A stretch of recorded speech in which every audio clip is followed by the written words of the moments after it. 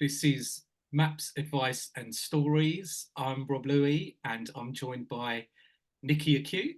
Hello, Nikki. Hi, Rob.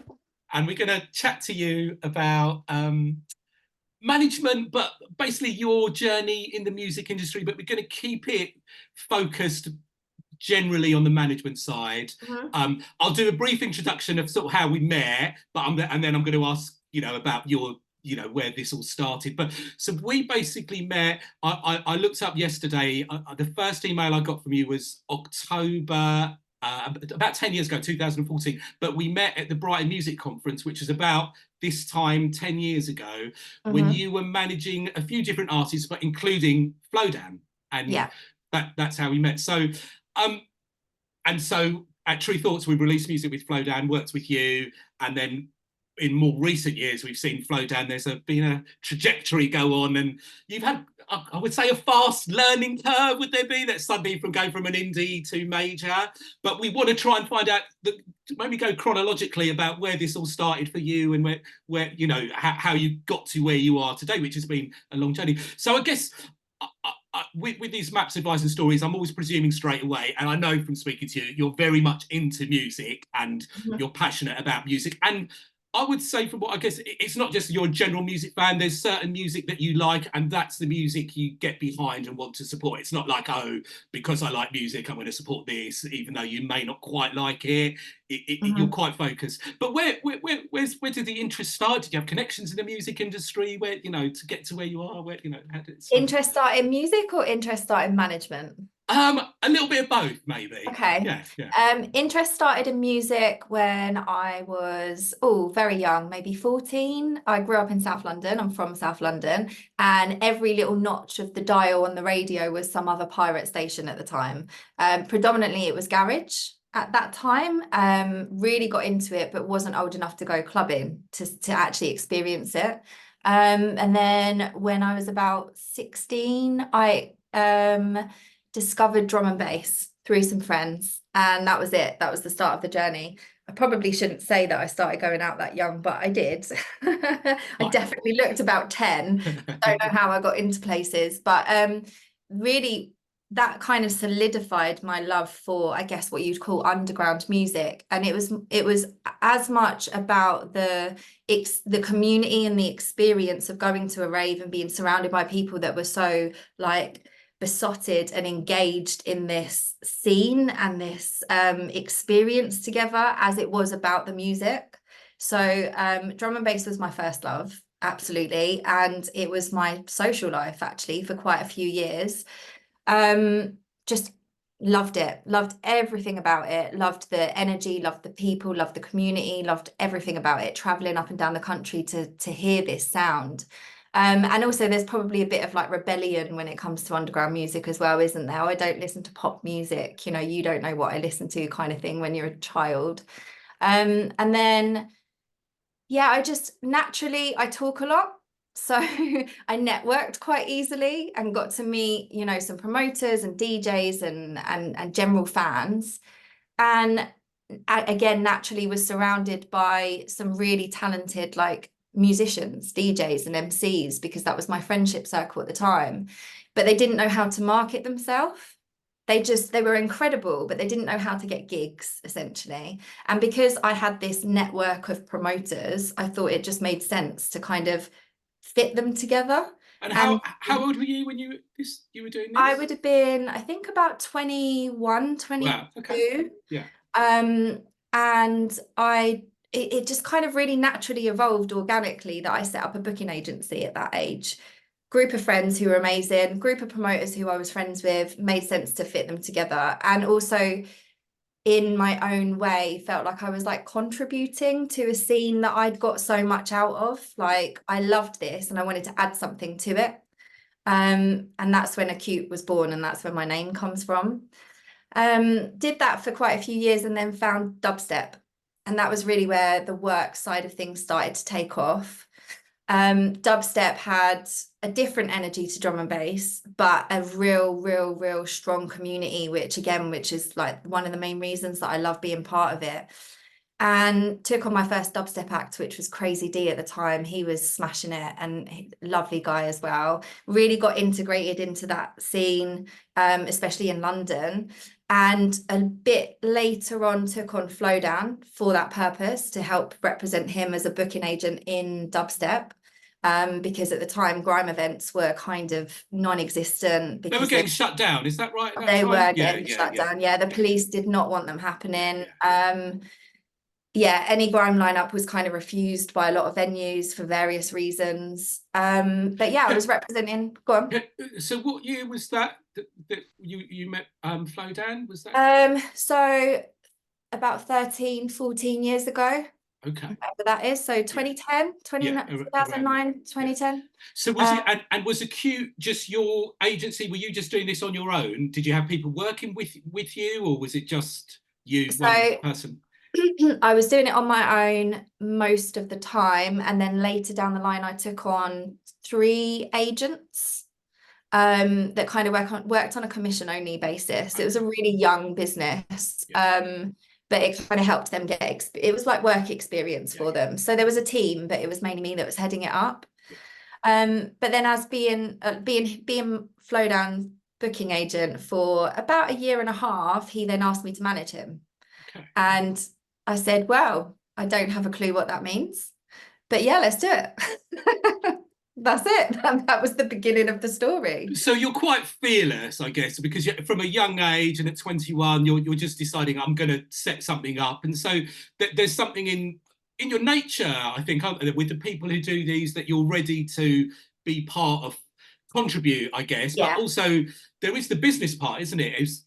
I know definitely for me with the label and with the when I did club nights, I was like, well, then you can make money from this, and if we don't do these things, then something else is going on, and I don't, there's not necessarily rivalry, but you want this music to win, and I Yeah. feel from speaking to you that's where you are, isn't it? You're passionate about the music that you love, so Yeah, yeah, I think it's kind of twofold. I'm super passionate about the music and contributing to it as a kind of thanks for everything that it gave me in a weird way.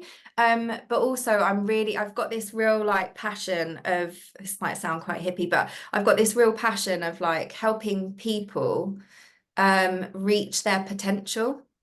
Like there's a lot of there are a lot of people in the world, but specifically in our industry, there are a lot of people that just don't realize how incredible they are. And it might be that a couple of pointers or a little bit of support or even just reflection back to them can help them believe in themselves more. And that's really one of my true passions as well, is like bringing out their potential without forcing, but just helping support them become even more experienced and comfortable and confident than they already are in their talent. So it's kind of twofold, really. Like I like to help people, I guess you can yeah. call that. And if I can do that in music, which is something that I passionately love, then it's like amazing. Like it doesn't even feel like a job. Yeah. So when Flowdown asked you, you just thought, all right, you felt you were ready to go for it. Did it feel like you were ready for a new challenge after doing the agency? I mean, I don't know. Agents work can be quite hard, and I mean, it sort of can be ups and downs. Seeing from the outside with artists, were you ready for that change, or were you just it was just really a coincidence? You thought actually, because Flowdown's asked, I'm going to do it. I would say it's always easier to look back, isn't it, in hindsight. Yeah, I would say I was ready. yeah, I was really, really dedicated to developing myself as much as I was other people. So whilst I know I didn't have the skill set back then, I was really, really dedicated to learning how to do it and finding resources on how to do it. So, things like around the time I joined Music Managers Forum, which is like a monthly subscription. It's like a community of music managers. They hold like social events, they hold panels and like various things where you can go and network and learn things about the actual role and about the industry. And I just threw myself into that. I was reading, I was like talking to anyone I could who had experience in that field. Back then, my network wasn't as strong either, but I think one of the biggest one of the most beneficial skills to have is to be humble when asking questions and try and get rid of embarrassment, because I don't think any question is a stupid question if you're asking it to progress in a certain way. So asking someone with a bit more experience than me how to, I don't know, register something on PRS, for instance, I didn't mind doing that. And I didn't mind coming across as being inexperienced because I knew it was for the greater good. I mean, that's one of, it's such brilliant advice, that, because I think as a parallel for me having to learn, that's what one of the things I've always never been worried, and I always try and say when we get new staff members, don't feel worried about if you don't understand something, or you're in a meeting with someone and you don't understand. You can just ask them, like, what does that mean? I don't understand it. And not being worried about not understanding, because I think that although I think some people feel the risk that, oh, you look like you don't know what you're doing. You're meant to be a manager. Why don't you know this? You're meant to be running a label or a publishing company. How come you don't know that? But I think it's that intention. If you're new, then someone's got to understand. And I think most people can be quite helpful, can't they? And Yeah. that's really, really good advice. I would caveat that there are certain people, say that you're in a negotiation with or something like that, there are certain people that perhaps you shouldn't show that you're that inexperienced. Maybe go and ask someone else outside of that situation. But you kind of you get to understand that, don't you? Like, it's about being humble, but at the same time not showing a weakness, I guess, in certain situations. Go on. Yeah, it depends who you're dealing with. With management, we managed Bonobo to help him get his deal with Ninja Tune, and I look back on at the time, we didn't really know what we were doing, and I knew some people who were signed to Ninja, got some advice on what goes on there and what's done. But I look back in hindsight when we were chatting to P, and some of the things we were doing, he was just looking at us and like, you could see he was like, oh, you don't know what you're talking about. And I knew we didn't know what we were talking about. We were quite honest about that. But in hindsight, he was quite patient with us, and he was explaining, look, you're asking us to do this, and he just explained, look, this is why we don't do this, and this is how the industry works, and this is what goes on, which was brilliant. We you know, was good advice that we got, but also not cringeworthy, but you're a little bit, well, you were like, but I don't think there's anything wrong with that. I'm glad, and Pete Quick at Ninja was brilliant at just not being patronising to us, and just like, sort of not shaking his head, but just like, look, this is how it works. You've read this online somewhere, but that's not the reality. Yeah, funnily enough, I had exactly the same with Ninja, and I can't remember who it was I was speaking to, but Synchronicity used to be a digital label, and one of the artists that we were releasing had used a sample from Ninja.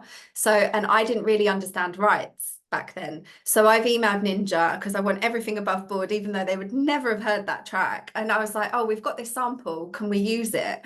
And they were saying, okay, how many points should we get? And how many points are you offering? What kind of advice? And I was looking at this email thinking, I have no idea what he's asking me. I don't know what he means. So I just kept going back saying, I just really don't know. Eventually he went, do you know what? Don't worry about it. Just put it out. Like, thanks, mate. Yeah, I think Ninja have got that little punk attitude within what they do as well, and quite good like that. So yeah, there's definitely some people that they would be shouting at you. It's like, why are you even approaching me if you don't know what you're doing? So, yeah.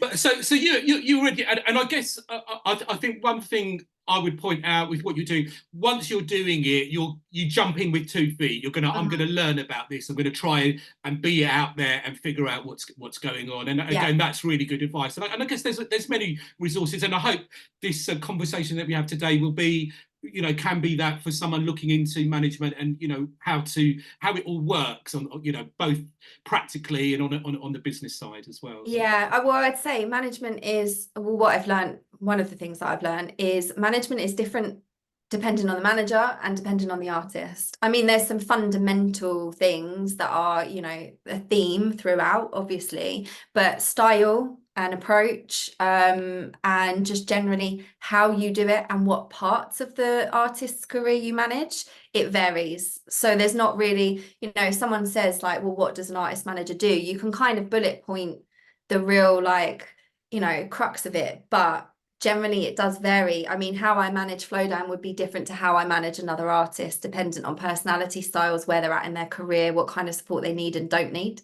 So there's no real kind of job description. I don't think, for a manager, at least from my perspective. Yeah, and then that's so true, and yeah, there's no fixed template, and there are different styles of management. I think one of the things, I mean, as soon as I started speaking to you very early on, I really liked your style, because when we started in the 2000s, there were definitely some artists who had managers that were in the glory days of the 90s, and we would get, have everything set up, or they'd come and manage when the artists were in a deal, and they'd just be shouting at us all the time. And we're like, you're in this deal. We can't magic and become a major label overnight. I don't know why you're shouting at us all the time.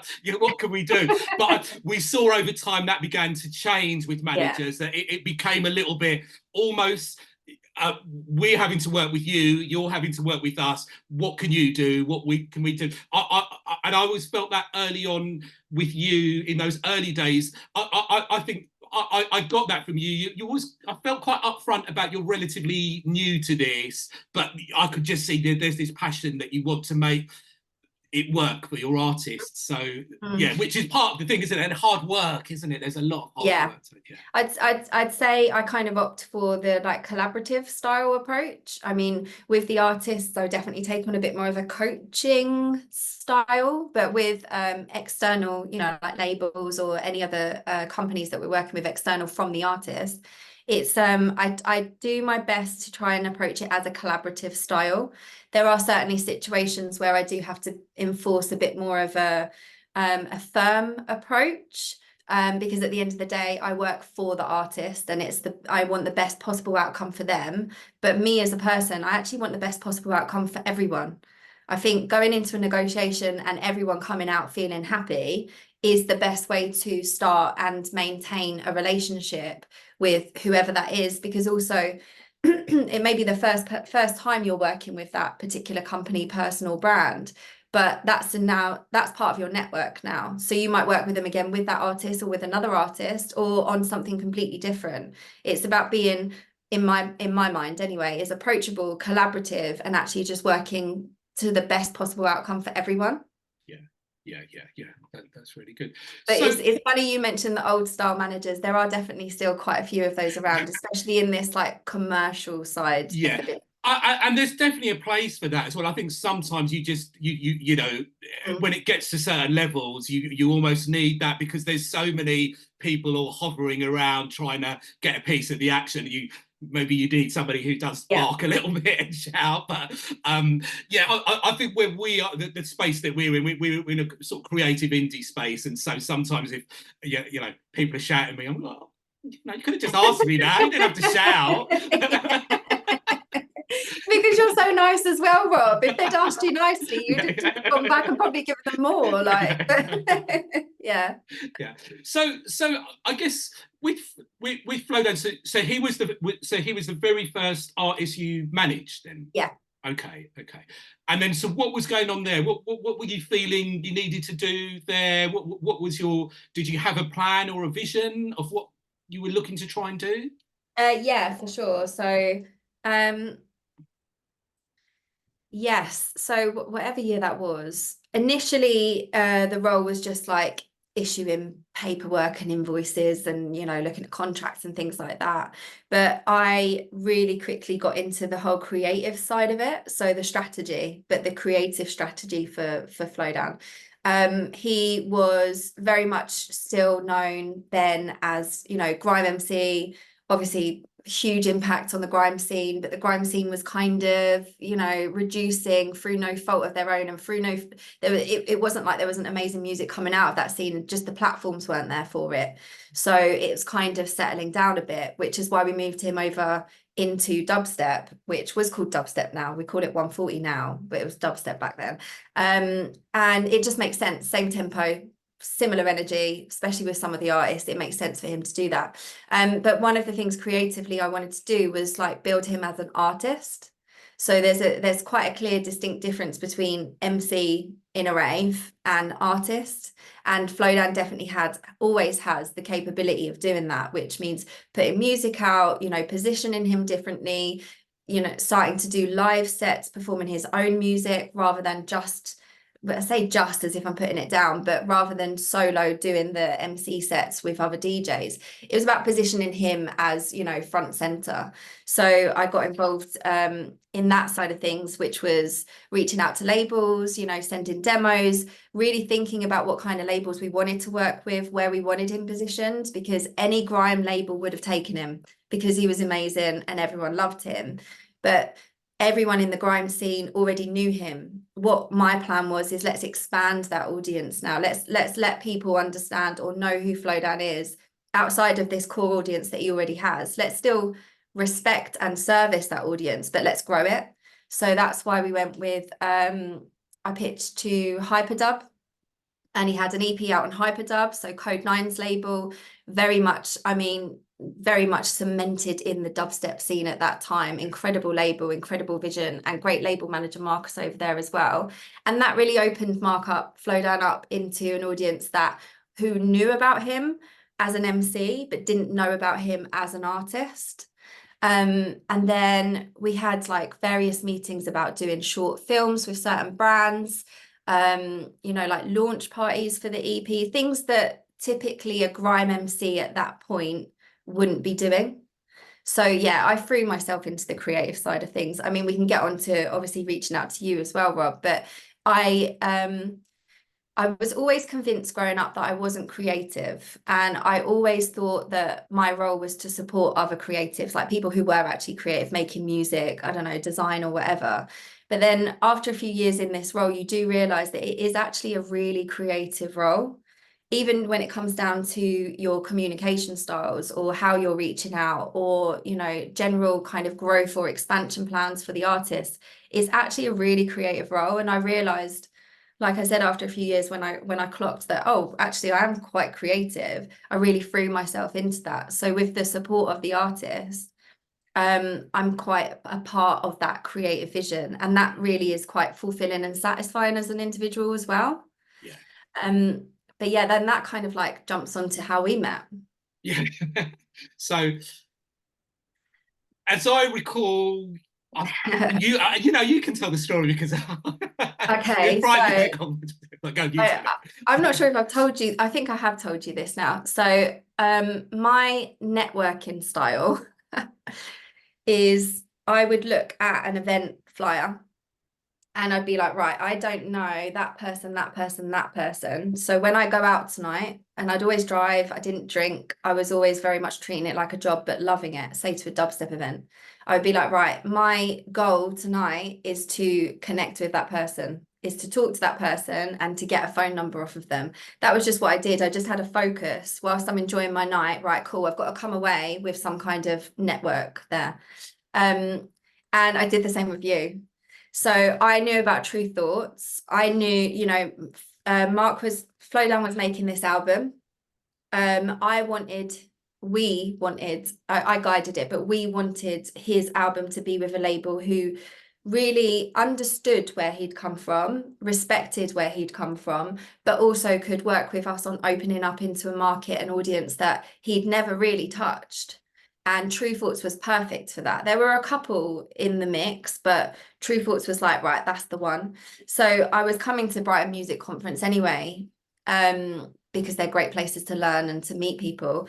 But I saw your name on that panel, and it was about setting up a record label, which I didn't really have any interest in at the time. But I was like, right, so Rob is my focus. He's my target. I'm going to that panel and I'm going to listen to it, and then I'm going to pounce on him after the talk. I remember Chris Goss from Hospital was on that as well. So I did. And I came and introduced myself to you. And you're quite, I mean, let's not take it for like, you're quite fearless. You're ready to go up and talk and chat, aren't you? And I think that's a really important thing to be able to do. And yeah, I think when you've got a focus, it makes it easier. yeah, If I was just coming to say hi, yeah, you know, and didn't really have an intention, I still struggle with that a little bit within networking situations. yeah. If there isn't a laser focus, it's like, oh, this is a little bit awkward and uncomfortable. So those networking events when everyone's drinking their wine, I'm like, oh, Yeah. it's a bit awkward. Yeah. But with you, I was like, no, need to know him. Need to know him, and I'm not taking no for an answer. I'm going to get his email address at the very least. Like, that was the focus. So sorry, Rob. No, that's fine. But you messaged me the other day because I did a little post about Flowdan and working with him. But you quite rightly corrected me and saying, look, because I was saying Genius was the one saying to him, you need to be, and you were saying, oh no, I've been saying this to Mark. Because of Instagram and the amount, I had lots of stuff written about you, which I then had to edit, and I was thinking, oh, but you quite rightly corrected me and said, oh, Rob, you didn't, and these things are important because they're the stories of what's gone on, aren't they? And if you don't correct, well, I'm always happy to be corrected in, oh yeah, look, this isn't phrased properly, and I went back to edit, but yeah. but For the but context of the interview, though, Rob uploaded a beautiful status about Flowdan and his trajectory, but there was just a key point. There were just a couple of key points that now later in my career, I'm standing up for myself a little bit more because it is being written in history, I suppose. I know that sounds really like grandeur or something, but it's part of our story, and I want to know that we're all recognised in the right way. I'll correct people. Don't worry about it. I'll do that. Yeah, because I mean, and it's something I said to Mark even when we first started working with him about when I was like, I bought the book on Grime. I said, how come you're not in here? And he goes, oh, they asked me to do it and I didn't want to do it. And I was like, you're going to get written out of history if you don't do this. Then other people and they become the history. And I said, you're so important, but it is important to do that. When we were messaging about that, one of the things you said to me, I sort of, when you approached me, you said I sort of gave a little bit of raised my eyebrows and stuff, which I feel really bad about. I try and be nice to everybody, so I feel bad that I was like that. But at the conferences, you are approached by a load of people, and sometimes at Brighton Music Conference, it's quite house music. It's like, do you want to listen to my house demo? And I'm like, you don't know what my label's about. I think we need to explain that a bit more. And I didn't know if you wanted to go there, which is why. But so like in these types of events, especially if you're doing a panel, like you've rightly said, like a lot of people will come up to you now, and try and say this in the nicest possible way. I don't think, like, we work in such an industry. It's kind of a bit of a conveyor belt, and two-pronged actually. One of the recipes for success is actually consistency and being persistent and dedicating yourself for a long time, right? But that shows in the amount of people that kind of come into the industry thinking it's something and then they disappear. So a lot of people will reach out, whether it's managers, agents, artists, with all the goodwill in the world, but they don't last very long. So you kind of, when you've been here a while, it kind of gets a bit tiring, a bit exhausting, because you want to invest in this relationship, don't you? Because it sounds amazing what they're doing, but then 5 minutes later they're gone. So when I approached Rob at Brighton Music Conference and I said, oh, hi, nice to meet you, I'm a manager, he kind of went, oh. But then I dropped in the names of the people that I was managing and said, and you knew the other guy that I was managing as well. And then you kind of paid a bit more attention because it was relevant. It was relevant to you and it was relevant to me, and it made sense. But a lot of the times I'm sure you get like people from different genres who are not relevant to True Thoughts. Yeah. And they're trying to sell themselves to you. And it's like, but this doesn't make sense. So what,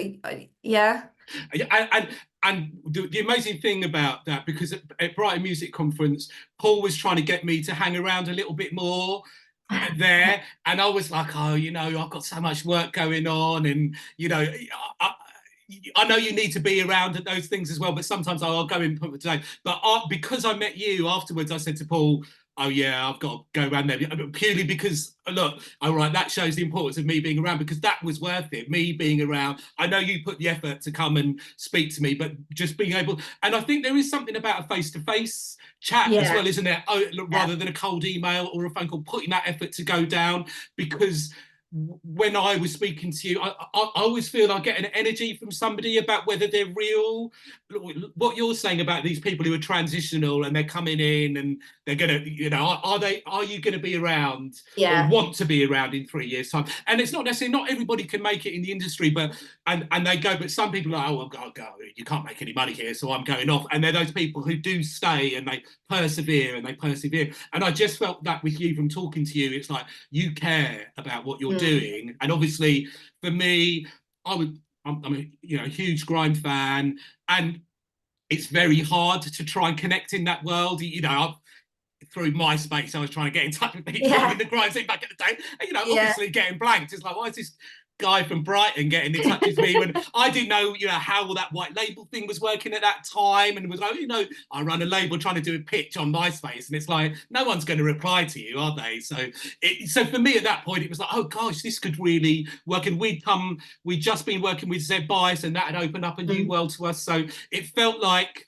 from speaking to you, you're getting what I felt we could do with Mark and Flowdan is take that grime audience is there. You make a good grime album, they're there. They don't care where the label is, but can we get somewhere else? But you had that vision already, didn't you? So and that's it, isn't it? It's networking, negotiating, whatever you want to call it. It's similar things. It's us both getting something out of it without it being, you know, a cold, heartless description of it. Essentially, it's benefiting both of us. This is still it's a business transaction at the end of the day. We just make it more enjoyable by being nice people, I think. And the energy thing, I think a lot of that comes down to like shared values as well, because some people are very like cutthroat. They don't want to have these flowery, nice chats and conversation, and that's fine if that's your business style. So if I'd walked up to them, that may not have gelled as much, but obviously I got a vibe off of True Thoughts as a brand, because can't you can look at a brand and you can see whether it's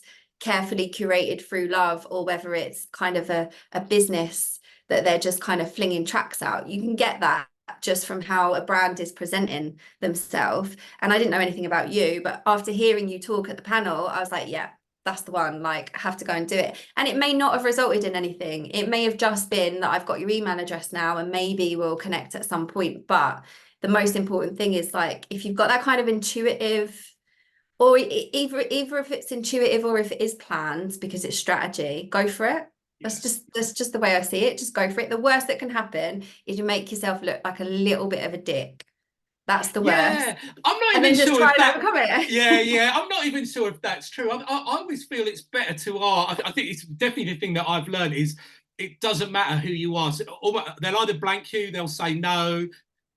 A little bit rude is the worst bit, but no one's going to start shouting at you while you're even speaking to me, you know. And it's always worth asking. I'd always class myself as I was a little bit shy. I wasn't one of those people who, you know, I'll come and chat to everybody. But when it came to music, I was ready to just anything that I like. Oh, you're an artist that I like. I will go up and say, I love your album. I love this track that you've done, or a DJ, you've done a really great set. Just go and chat because I want to give that acknowledgement, just share that, you know, I had a really good night tonight. That's it. It's the same as what I was saying. If you've got a reason, then I think we're the same with that. Because if I think someone's performed amazingly, I will go and tell them. But if I haven't got that drive, it's like, well, I'd like to talk to them, but I don't know what to talk to them about. There isn't really any reason to go and do it, even if you think they're amazing, if you see what I mean. Like, you clearly have that too.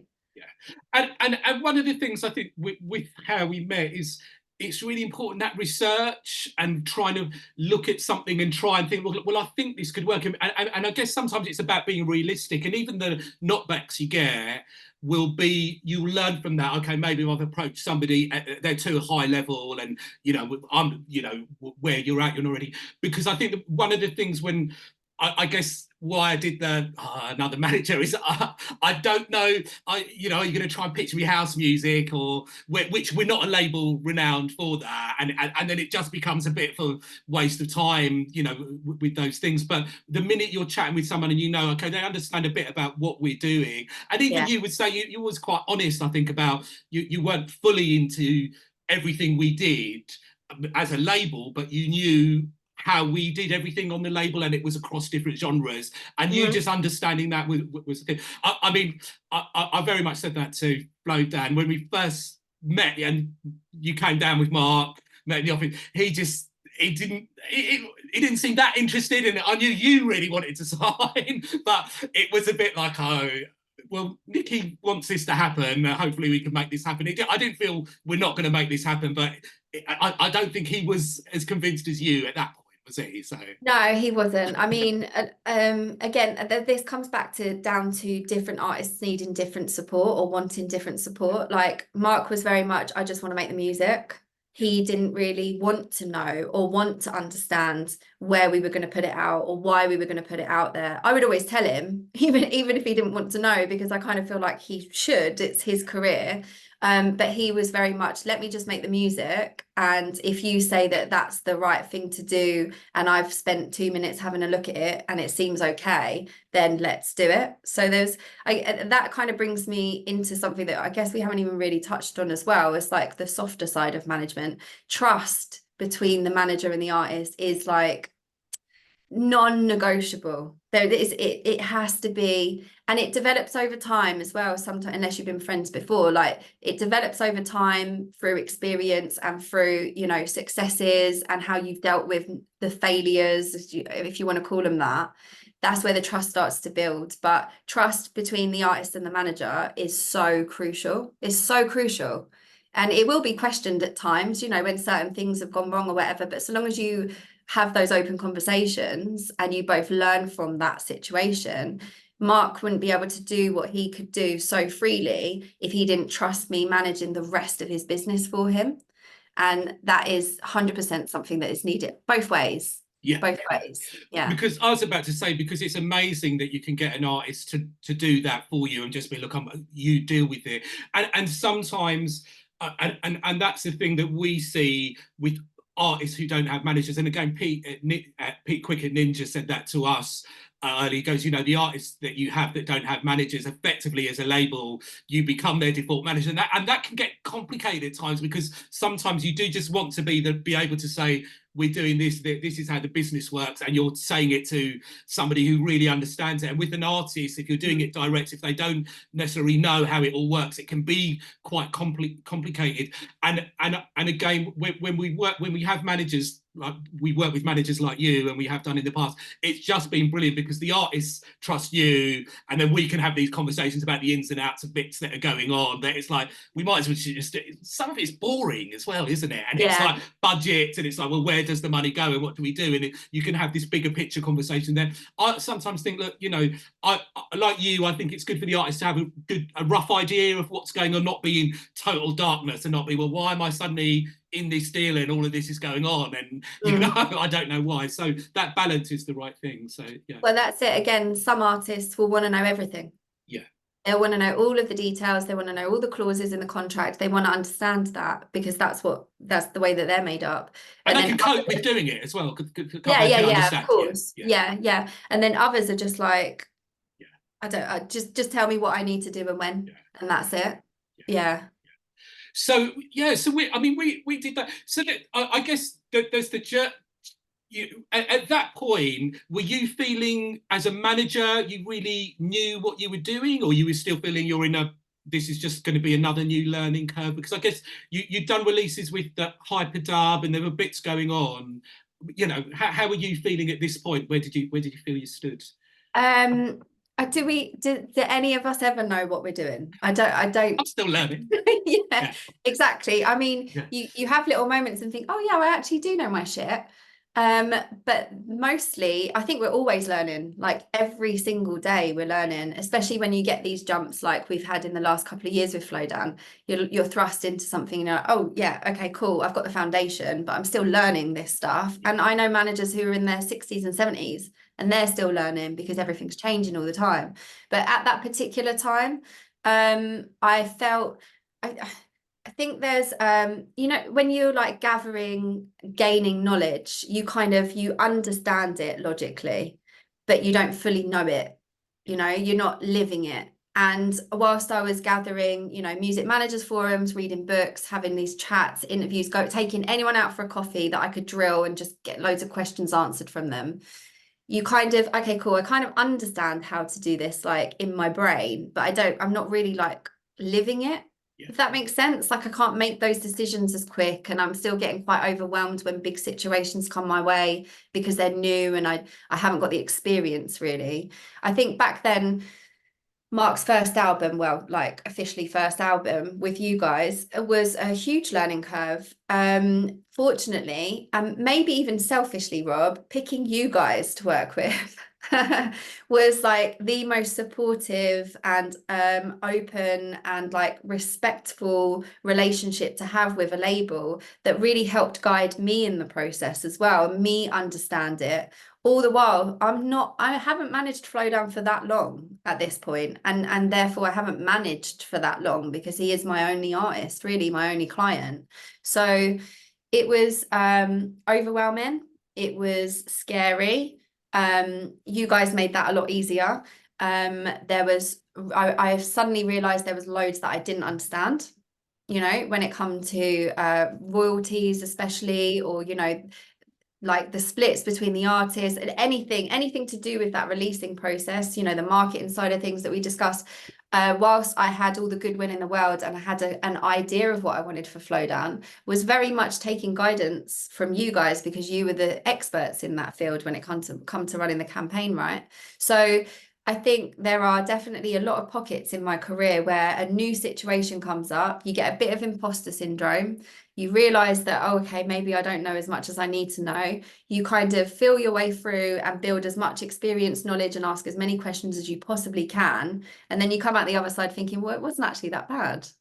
It worked out all right. And I know exactly how to go into the next situation and make it better and improve it. So personally, I was a bit shit scared, to be honest, Rob. Yeah, because I mean, from our side, I didn't feel. I guess that experience we had of managing Bonobo to get him his deal at Ninja, and in hindsight, seeing, oh, we didn't really know. I quite liked working with you, because we were also feeling our way, because it wasn't like, oh, here's a jazz album or a soul album that I know, we can knock this out of the park, we know exactly what to do. It's like, okay, we're going to be learning, and we need to learn, and we need to have like feedback from you about what to do. So it felt like, oh, this, to me at that time, it felt like, oh, this is going to take Truth Thoughts, this is another new step for us. And having you there, and also Mark trusting. Initially, he wasn't there, and I think it took a little bit of time, which is there.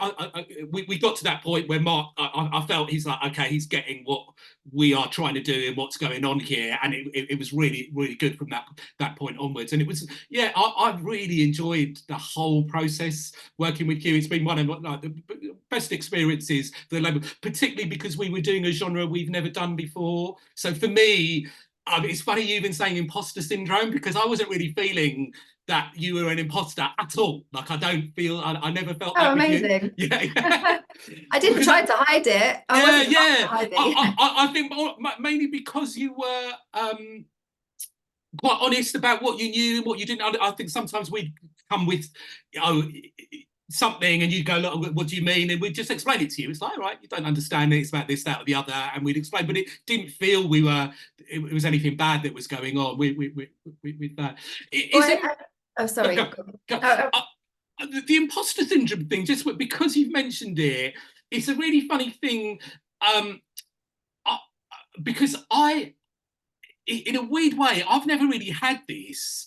I worry that I don't understand. I know I don't necessarily have always understood what I'm doing, but I've always felt, well, I'm just learning, or I'm trying to be in this place. And I've always felt, well, I'm trying to be in the music industry, so I belong here, and I've got a right to be here, and I've got a right to learn, and I've got, I can't know everything. I remember in the early days dealing with the manager with an artist who'd done a remix for her, who I'm friends with, and I was saying, oh, we want to publish his share of the remix through our publishing company. We had just started the label, and the manager was saying to me, but you're not a publishing company, you've just started.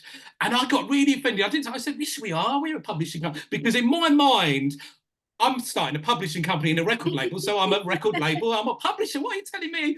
I absolutely understand what he's saying. Is, why are you trying to sign a publishing for this artist who's sold miles more records than any of your artists, and you're saying you're going to publish him for your...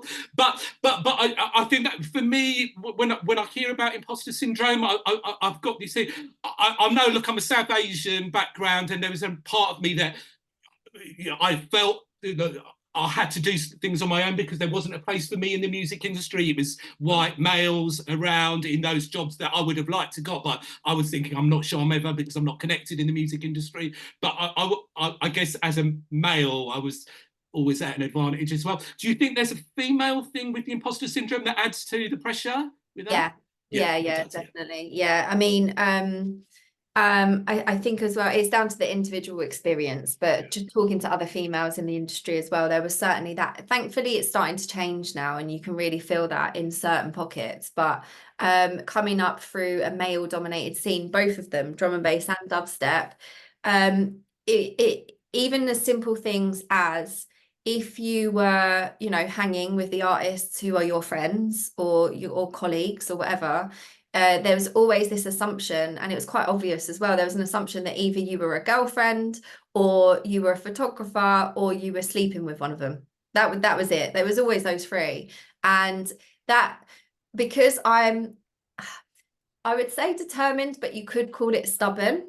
I was just like, up yours. I'm not doing any of them. And I'm still standing here. So it would like really drive me. But it did start to become a bit of an issue when rumors start, especially when you're in like a very young scene as well. Like rumors start when based off of absolutely nothing, and those rumors, when as a female you've worked so hard to build a network, respectfully, and you know, get your name out there and build this business that you're building.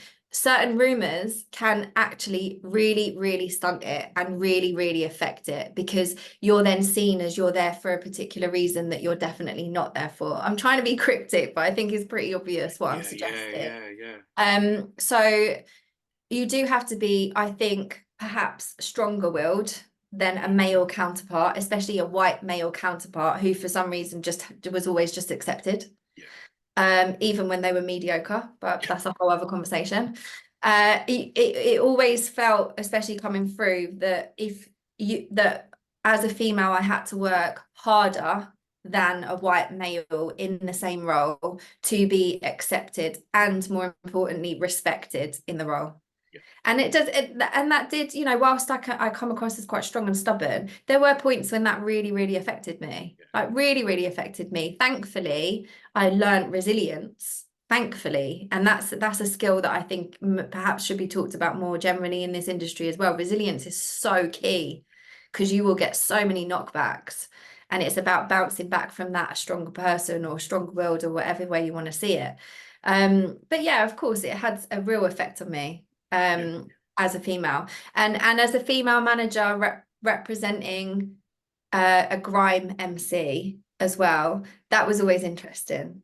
In fact, my little like rebellion childishness about me as well, really liked it, because people don't expect it. Oh, you manage Flowdan? I'm like, yeah. Yeah, love that as well. Okay, yeah. So that's really interesting. What one thing I've just picked up there, what you're saying about a rumor for a female industry management person, you know, the three roles that they think you are the reason, or three reasons why you're there. Because I remember when the labels started doing well about about 2005 2006, going to a record shop in music in London and bumping into a journalist who wrote for Echoes, and I got introduced to him by the guy who ran the record shop, and then he was looking at me a bit funny. I was chatting to him and I said, "Oh, you're right." And he goes, "Oh, well, someone told me that True Thoughts is only does well because you were Chris Blackwell's son, and he's funded True Thoughts, and Chris Blackwell's obviously set up Island Records is white." And I'm like, no. I'm like, I've come from a single parent family. My mum, you know, I came over here when I'm 4. We come from poor background, you know, free school meals all my life, you know, it's that. And I was like, I remember I used to joke about and tell people that story about, like, where does that rumor come from? Yeah. Someone's had to, you know, put some effort. And I used to joke about it, but late in the last few years, I've realised, God, I've worked really hard to do everything, and someone's just absolutely made up a story about what I had done and my achievements to just diminish what I'd done. And even with you saying, "Oh, it really does affect you," it's only in the last few years that I've begun to think, "Oh, that's quite shitty, actually." That stuff. So, and especially as a female, you know, those rumours, what they can be, it's awful, really, isn't it? Do you feel things are improving in recent years, or have been improving drastically enough, or are improving? I think so. Yeah. I mean, I know I'm like privileged from to have the perspective of someone who's worked in it a long time, so I've kind of gone through it. Yeah. But from my perspective at least, it seems like things are definitely more becoming more balanced. We're certainly seeing that when you look at female DJs, for instance, being given opportunities or having the opportunities that generally it was just about white male men getting. Fortunately, you know, the scenes that I come from, it hasn't always just been white male men, but it's definitely been men. And not the female. So we're seeing that balance in the performers side of things, definitely. And females not needing to sexualize themselves as much, or not feeling like they need to sexualize themselves. That was always uncomfortable for me. Like, I wear tracksuit everywhere. So when, you know, the females getting booked because, you know, they're scantily clad or whatever, it's like, yeah, okay, on the image, based on the image, that was always a bit uncomfortable. But in recent years, you know, women who look like me wearing trainers and tracksuit are actually getting the love that they deserve because of their creative output and because of their dedication, which is as much as the men. So performer side, yeah. And I'm also meeting a lot more female managers that are coming through as well. In fact, I went to Brit School and they asked me to like have a couple of mentor meetings with a female manager. It doesn't really matter that she's female, but I guess for the purpose of the conversation. So I had a couple of like chats with her, and just to hear that from a young perspective of how she's coming into it as well, I think, yeah, it is balancing. I think men are starting to, it sounds crazy to use the word allow, but you know, females are being allowed into these spaces a bit more now, I think. Yeah. Okay. All right. That's interesting. So so with this, I guess with what you have learned up until this point, so we at this point we're doing Flowdan stuff. There was a little gap that you weren't involved with Mark, and then came back, and I don't know whether you want to get into that or you don't want to get into that. You know, this is for the purpose of managers. Then yeah, let's be honest, right? So it's still relevant now in the music industry generally, unless you've got a well-paid job in the music industry, like a major. You kind of have to have a few different streams of income. A booking agency is not bringing you in enough income to pay the rent, and management is very up and down. All of it's self-employment, so you kind of need a few avenues. So I also had a part-time job at a well-known label at this point. I was managing Flowdan and one other person as well, both very strong characters, and I'm very new in this role. And I was also running a digital label. So I was doing a lot, but I felt like I was on top of everything. I was on top of everything. I definitely was. But what I did was we understand the term now, but I kind of went into what we call burnout. So I was like young 20s, I guess. So 10, well, like mid to late 20s. I was trying to do too much and exhaust myself too much, even though I loved it all and I felt like I was doing all of it really fantastically. But I went into meltdown. Like I absolutely went into burnout. And I had to stop everything. And Flowdown was one of those things.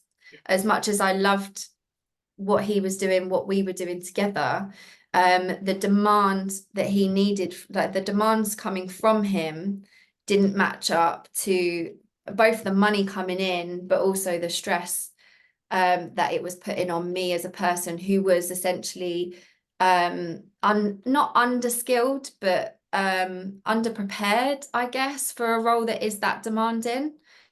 So yeah, I stepped out of music for about 2 years and went and got what we call a proper job. That's what we do in the music industry, isn't it? A proper job. And just had to rest for a little bit and refigure out what it is I wanted to do. But I couldn't stay away. It's in your DNA, isn't it? Yeah, just couldn't stay away. Like Mark, Flowdan was very demanding. He was very young. He was very strong-willed and strong-minded. Wanted loads from me and wasn't giving much back. But 2 years later, we reconnected and he asked me to come and join him again and also help him set up his label. So I wasn't even working with you, Rob, with the whole launch of that album, which I was gutted. Yeah. about, because I'd done so much to make that happen, Yeah. and then I wasn't part of that journey, that Yeah. period of that journey. So yeah, I was gutted about that. But yeah, in honesty, I had to look after my mental health. Yeah. And it's really good you did that as well. I mean, and I think sometimes not people aren't public about this stuff because there's a lot of pressure. And I remember in the early days of the label, maybe about 3 or 4 years into it, myself and Paul, we were doing our club nights.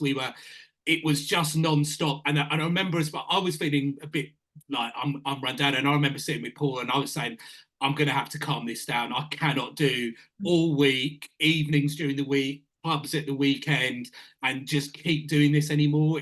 I'm gonna like.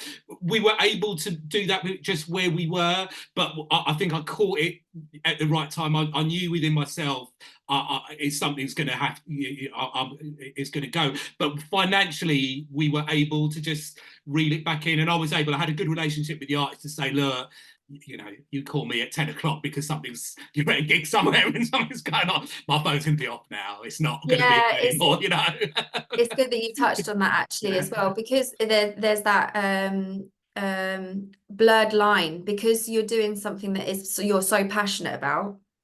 You well, at least from my perspective, I didn't instill the boundaries that I needed to have my own space. So I was taking calls at like 10, 11 o'clock at night, and there weren't really emergencies, but because I loved it and I loved the artists and I loved what I was doing, and I felt useful, I guess, if you want to like unpack it a little bit, I was there constantly 24/7, and I was fine with that. But actually after some time, that starts to have that in it, just that element of it starts to have quite an effect on you, because you don't actually have that detachment. You don't have that space for yourself because you're always on call. yeah, And that's definitely a skill that I learned coming back into this work after that period of time, was like, Sundays are mine unless there's an emergency. You don't call me after like 7 o'clock at night unless it's an emergency. I need that space, even though I'm sat there twiddling my thumbs thinking, oh, I could be doing something or I could be emailing. It's just the fact of, don't contact me. And that's what comes with experience, I think, as well, or just when you've got firm boundaries. And I think that's really, really super important.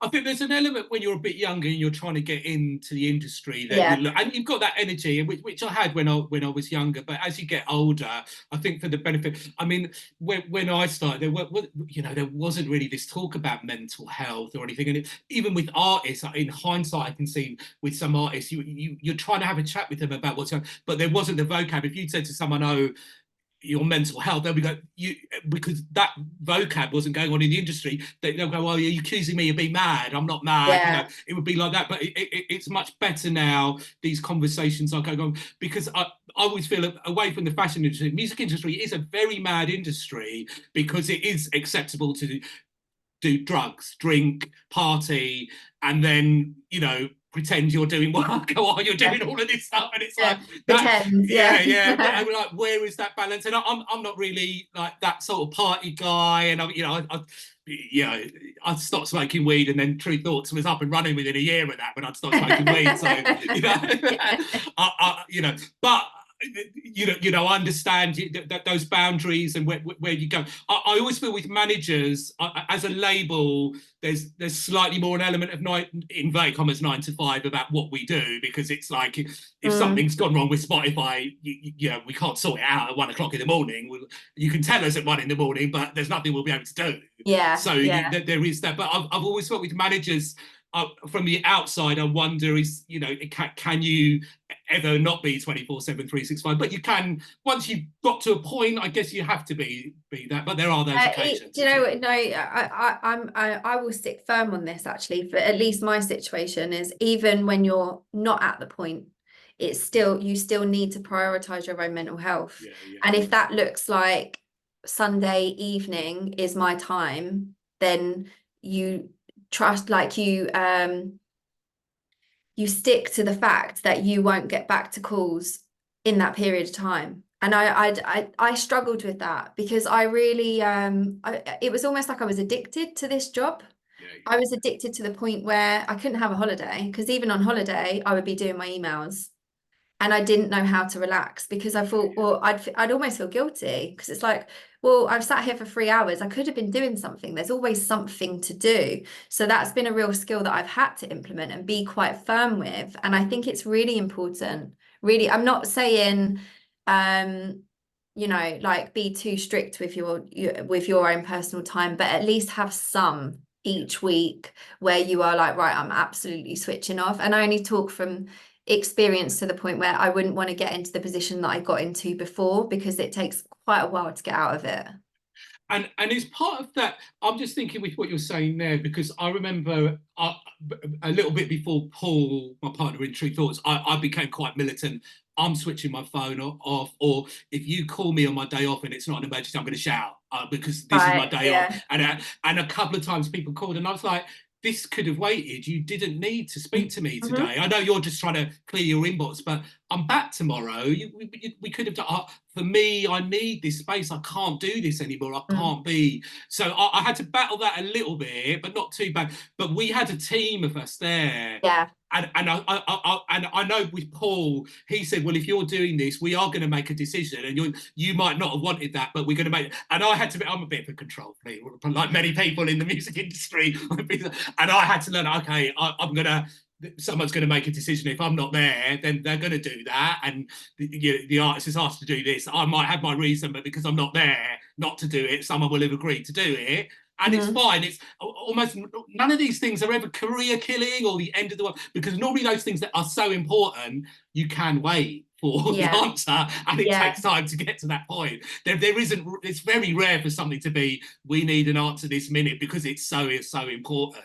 You know. Well, that's it. And that's a testament to the team that you've built around you as well, right? Because that's why we hire. And we need to be able to trust those people Yeah, to make yeah, the right yeah, decisions when we're not there too. I yeah, think being a manager, especially in the beginning stages, is really actually quite lonely because you are making all the decisions yourself, and especially initially, unless you hit the ground running, you're not going to be you're not going to be making enough money to hire someone straight off the bat. You're going to be on your own 95% of the time, unless you're out schmoozing at coffees or with the artists for meetings.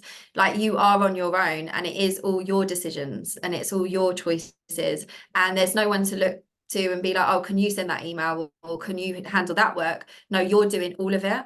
And so you might create your own feedback loops with, mentors or peers or, forums or whatever, but it is all you. So for you to take a step back and say, I want a holiday, is nigh on impossible right in the beginning. Like, you can't, of course you can't, unless the artist's gone on a holiday and there isn't anything for you to do at that particular time, then crack on and go for it. But otherwise you are on call, yeah. like, constantly. And that can be quite hard. One of the things I wanted to mention to you, which having dealt with quite a few managers for a while, I remember this would have been about the 2009 2010. We had an artist with a manager with some really good experience. We'd given an artist quite a decent advance, and we budgeted everything, and it was like quite over and above what we would normally do, but we had faith in the artist. But we told them that, look, this is not normally our template, but we're going to do this. And then the manager came and they started asking for extra money to do another video, and we were like, oh, come on, why you are even asking this? And then he says, oh, look, the artist has asked me to ask. I knew you'd say no, but I've got to ask because the artist has asked me. And then he sort of gave a sigh, and he said, I'm going to go back to the artist, and they're going to shout at me. How come you didn't manage to get? And he wasn't saying it in a way of woe is me, but he was really explaining the first time I really understood. Sometimes being a manager is a real thankless task, because you're shouting at me, the artist is shouting, and I'm here on my own. And again, he was one man sort of management company, just him on his own. And it was actually really good for me to hear, because it was the first time I was really understanding, oh gosh, we've got to communicate even when we're making these decisions. I don't think we shouted to him, but we were like, oh, come on, Yeah. why are you even asking? But I Yeah. understand, I've got to understand, look, your job is to ask these things, and we shouldn't be pushing back so hard when you're just doing your job as well. We've got to understand Yeah. that. But yeah, Yeah, it it was the first depends. time I understood that loneliness of the manager. Yeah, for sure. Yeah. Well, a book that I read way back, I can't remember. I'll try and dig it out and remember it. But the description of a manager is you are the buffer. You are the buffer between the artist and everyone else.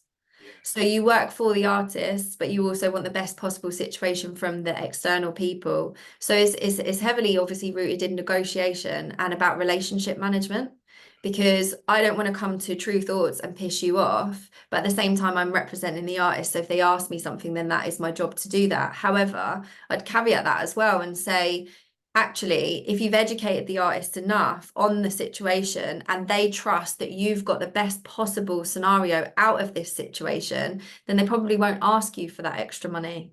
Or if they do ask you, then you can explain, well, I'm going to ask, but this is not likely is yeah, going to yeah, happen. yeah, And they'll trust that as well. So it depends on the situation and the relationships, I yeah, suppose, in that scenario. yeah, yeah, yeah, Yeah, yeah. I probably over explain to Mark as well. Sometimes he's just like, Nix, I don't need to know this. I'm like, no, you will, because in a couple of weeks when you ask me something, I'm telling you that I've told you this already. So just know Yeah, I'm doing myself a favor here. yeah. Yeah. So getting back to the bit where you come up. So from my side, I remember Mark calling me up and saying, "Oh, Nikki, I didn't really know what was going on. I'm not. I sometimes like I." I don't necessarily want to fight, if you want to tell me information, tell me. But I said to her, oh, how come? And Mark didn't really want to say anything. He just said, look, I'm no longer working with Nikki. Which I always do. If there's a manager that I really like and someone stops working with them, I'll always say, oh, I think they're really good, and just say that in case the artists they've fallen out with them. So, but for me, it was like, look, we're used to working with artists direct, so it was like, okay, that's all right. But I did say to him, like, I thought you were really good. And for me, I didn't know at that point that this it was really personal reasons Mhm. you were doing this.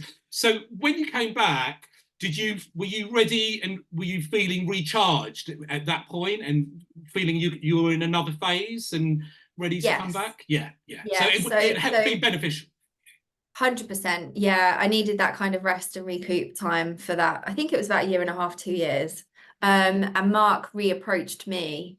And what happened then was we re-established some new boundaries, because it just had to be done. As if this is going to work, Mark, this is what needs to happen. So when it comes to availability, when it comes to communication styles, there was things that for the first few years of us working together we had allowed to happen because I didn't really know what I was only beginning to learn what I was doing in that role. He didn't really know what it was like to have a manager, so we were kind of working out what this relationship was, and we'd gotten into some bad habits, both of us, separately and together in that particular situation. So when we came back together, we're a bit older, a bit uglier, 2 years later, it was right, cool, this is how it's going to work. If it's not going to work this way, then this isn't going to work at all. So we just re-established those boundaries, or established new Yeah, boundaries. And since then it's been, yeah, well, that's it. The rest is history, as they say. Like, and I think that even that particular scenario has taught me that even if you've been working with someone and it's been going okay for several years, it's always worth having that recheck in. And just because, you change, they change, the situation changes, the relationship changes, it's always good about, like, it's always good to, I believe, come back together and be like, right, let's review how our communication's been. What feedback have you got for me about how I've been doing things? I'll give you some feedback, vice versa. I mean, that's naturally going to happen anyway throughout the process, but yeah, actually having an intent to have those check-in meetings, even if it's just once a year, I think is really good, because yeah, it will bring up stuff that maybe even you weren't aware of through that conversation. So we do that naturally. We don't have intention ones with yeah. Flowdan, because I talk to him so much every day anyway. But yeah, I think that's a really good, helpful thing. Yeah, really, really important to do that and recognise that. And I think from my side, from the label side, from dealing with Flowdan, I mean, Mark's he's very clever, because what I understand when you weren't there, that when I was explaining certain things that were happening, like so we got that huge sync for one of the tracks, and I remember saying to him, what will happen now is we'll start getting more syncs just for this song, you know, this will happen. And we started getting that. And then I remember him calling me and saying, oh, God, I can see why, you know, rich artists just get richer, basically, because he's understanding. But one of the best things about that, because often when we get a big sync and then we're about to negotiate for the next album with the artist, in my mind, I'm thinking, all right, we've got X amount of money, they're going to want to spend that plus some for the next album. And then Mark called me and goes, look, well, I'm working on the next album. And the first thing he said to me, I was going to take a deep breath. We're not necessarily going to get another sync like that. So we've got to be careful. The first thing he said to me was, I know we're not necessarily going to get another sync like that, but what budget have we got? And I said, oh, look, we've got a better budget than the previous album because we've got that money. And, you know, this is what we can do videos now. We can do this, that, or the other. But it's what you want to do. This is, let's figure that out. And again, it was a good, sensible conversation about what's going on. And to me, you can't underestimate that with an artist, as much as you're saying he doesn't necessarily need to know everything. I think where he's at today, he's can see a bigger picture, can't he? Oh, I think he does like to know everything, but he doesn't need to because of me. Yes. I think that's what it is with an artist, isn't it? It's like he trusts me to do my job. So he knows he doesn't need to know all the details. But obviously when we weren't working together, he's got, you know, he's definitely has his head screwed on, and he knows a good situation when he's got one as well, which is why he would have done that. Definitely. Yeah. And he's been, it's interesting because when people, you know, I'm chatting, you know, to people about, you know, what's going on and the artists that we work with, but he's always like someone I say, he's been one of the best artists that I've worked with, in the sense that I think because he's had all of these different experiences, when we were working with him, he was always, sometimes artists maybe, if we explain, you know, how we set art and I say, well, this is what we've got to do, and it's just the way it is. He understood, well, this is all we can do, you know, not all, but this is the bits that we can do. If you ask us to do all of these other things that, you know, on a major label, they did this, or I was on this tiny indie and they did this for me. It's like, well, look, we're in this one. And as he got to understand, well, these are the bits that we can do, he was always like straight up and always very business, like, I'm not happy about this. And it wouldn't be, you know, you get a cryptic email about, oh, da, da, da. It would just be, what's going on here, straight, which I really like. You're not trying to figure out, oh, why are you sending an email like that about this? And then it's, oh, you know, we've made this mistake with you, you know, 2 years ago, and you're still holding a grudge, and now, you know, you're mentioning it to us today. It's like, so that was brilliant. And I guess working with an artist like that is probably helpful, isn't it? It's a dream. It's a dream. And sometimes it's not even that people don't want to be straightforward. Sometimes they don't even understand it themselves or understand what they're thinking, so they can't communicate it straightforward. But the way that Mark is very much, you know, I'll talk to him probably between 8 and 15 times on the phone a day, and it will be like, Nix, what's this, blah blah blah, okay, cool, bye. It's like that. And that's why the efficiency and just the approach that he has works. I mean, we'll talk for longer a lot as well, but when we need to get stuff done, that is so helpful, because again, from your perspective, of course, just say it as it is. Let's just move on. Like, okay, cool, tick, done, you know, move. Because and it's really good. It's just been, I mean, we've learned over the years, because I remember a few times with some artists, they mentioned some things that happened like a couple of years before, and now when we sign artists, I say, look, if we ever make a mistake, just let us know. You just like, we want to know, like, or it was a big deal for you. Because I think that there was one with somebody that we sort of, you know, it was a mistake, but for them it was a really big deal, and they sort of felt, oh, you just quickly said sorry, and then as if it wasn't a big deal. It was like, oh no, it was a big deal, but on an email I'm just going to say, oh, I'm really sorry, because we're getting on trying to fix it and sort it out. But you know, but if you picked up the phone and said, look, I'm pissed off about this, it's like, shout at me, rant at me, it's all right, we made a mistake. I'm pissed off as well, we made a mistake. I think there's two things at play there though, isn't there? One is like, creative people are generally a lot more emotional. It's a generalization, but it's kind of true. But also there is this like with you guys as well, there is this at least I'm seeing, especially in younger artists, this kind of view of the music industry, especially labels, especially made it's all based on the major labels, but it does filter down into the independents as well. For some reason, there's this belief that these businesses are just here to exploit the artists and the musicians. And it's a real like attitude that I kind of I contend with as well, especially in DJs in like garage or dubstep or those kind of scenes. They have this belief through stories from other people that they don't really quite know all of the details of, that businesses are like, they're all corporates and they're all money grabbing. And that kind of taints their perspective on them. And that's why I've always really loved working with you, because, well, and the vast portion of vast majority of the independents, you have an indie mindset. But to some musicians, it's labels are labels. Yeah. So they're not going to come to you and show that they're humble and want to ask a question or try and point something out sometimes, because you are the corporation. And I know we're meant to be talking about management and me, but do you get that? Do you get that kind of Yeah, we're trying to, I mean, I often explain, I mean, early on with the label, even with our deal structures and all of that, you know, both Bonobo and Quantic, they just said, you know, how come it's such a long term? And I said, look, I don't come from a rich family. My mum doesn't give me any money. I give my mum money. You know, I'm not coming from like I've got to earn a money. I've got to earn a living from the music industry. And with both of them, I said I want to be here in 25 years' time, earning from your, you know, earning a living from your catalogue and working your catalogue and having a team here that we're doing this. So to my mind, yeah, that bit. We always try and explain early on that we're doing this, but we're not the bad guys. We're in business with you, and you're in business with us, and you're part of the team. Like it's a business team, but we've got to make money. That bit where I said to them, we're not a folk label that we want to give this away. You want to make money. You want to stop your part-time job or full-time job. I don't want to go and have to get a job at Amex. That's the only place down here, you know, that, you know, pay. You know, I've got a degree. You know, I've got friends who retired at my age and did really well, but I'm still here because I love the music and I want to do this. And I see that with, I think, anybody involved in the indie sense of the music, whether they're managers or something, there is a real passion, isn't there? There's not this, you're going to get this payday where you're going to get £1 million. There's a love. It's like, can you earn a living this year? You're almost living, aren't you?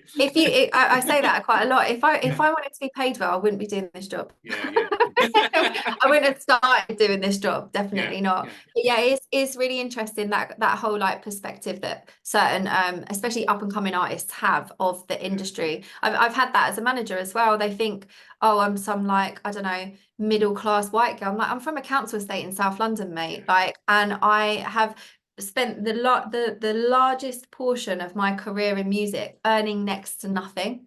And I'm doing it not because I don't want your praise or anything, but I'm doing it because I love it and because I want to give back. I'm not here to try and get money out of you. But if you think that, then maybe we're not meant to work together as well. Like, crack on. Yeah, and it's a massive achievement, isn't it, to get where you are from where you're from? Because I was chatting to Ross Allen and he was saying the same thing. He was like, the people he went to school, they either became builders or they went and worked in the stock exchange. There was no in between. Yeah. And, you know, for him, it was like, well, how do I get into the music industry? And it can be quite a hard path, but I guess people like you are showing, look, you can do it, but there's a lot of work that goes on behind the scenes that you've been doing. So with what I know where Flowdan is today, there's this, you know, that's the big payoff, but there's still a few steps going on, aren't there?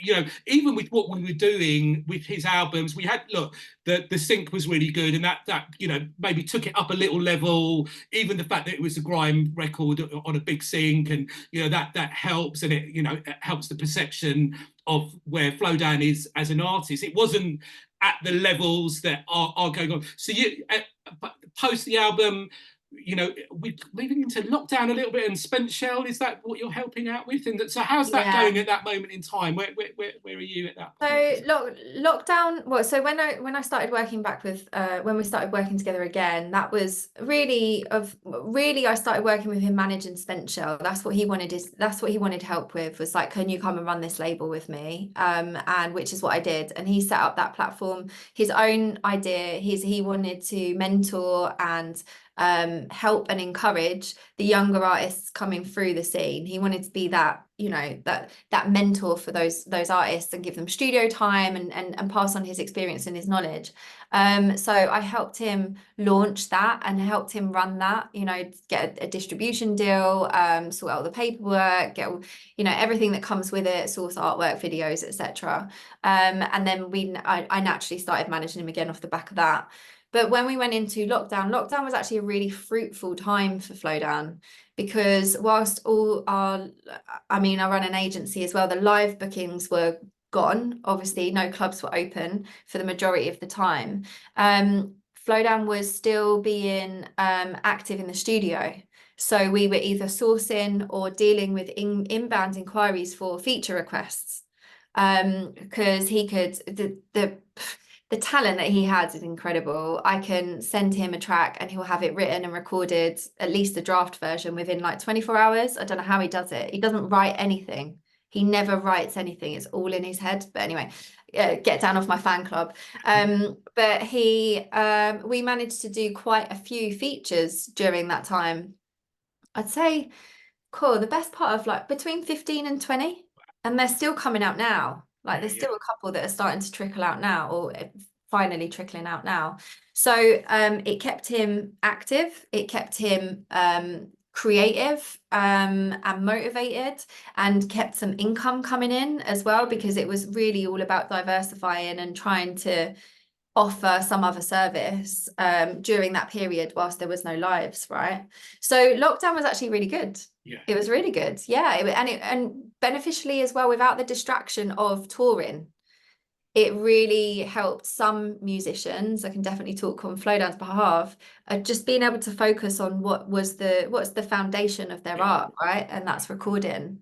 And he was sending me, I mean, through lockdown, I remember him sending me some music and some ideas that he was working on, which were amazing. There's a real, I won't even say what it is, but there was a concept thing that he was working on, a concept release, and it was really, really fascinating. I think, as I recall, I think we had a release, whether a single or something lined up, that just as lockdown was going on, and he was like, oh, what do we do? And I said, oh, look, well, as far as we're concerned, we just want to carry on putting out music. So I recall, I may have this wrong, but I think it was one of his releases, was one of them that we ended up putting out. But he, from the outside, it felt like I guess there's a struggle financially with gigs and with everybody of what's going on. It was weird for us because as a label and publisher, in a weird way, we'd never had it so good because we weren't relying on, we'd often lose out on club records, you know, on playlists and things like that. So we never had as many playlists and radio support as we've had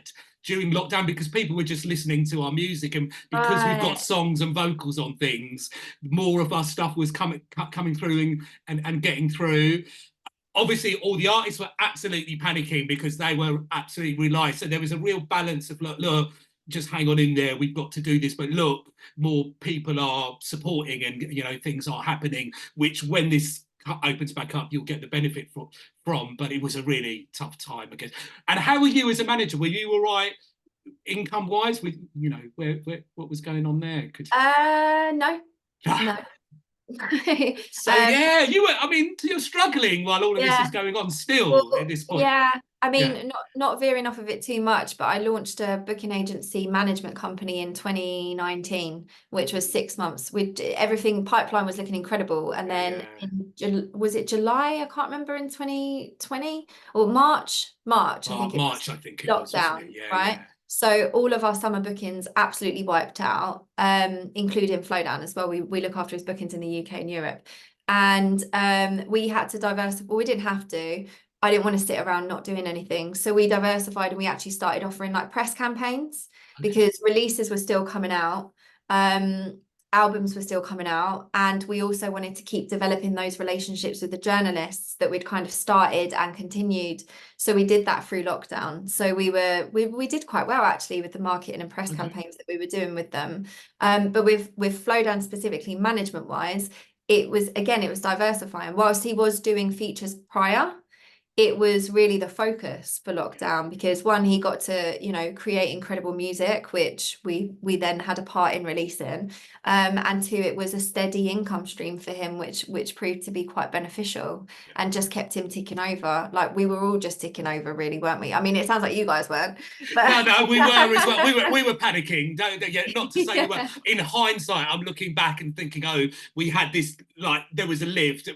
Whether it was financially, this doesn't necessarily translate to mine, but for people ears on the music, which in the yeah, long run you can benefit from, that was beneficial. I always try and look at the positives. We were definitely panicking as yeah. well at the time, because it was Well, like I think you've touched on something there, though. Is a lot of this industry is about like, it's awareness, isn't it?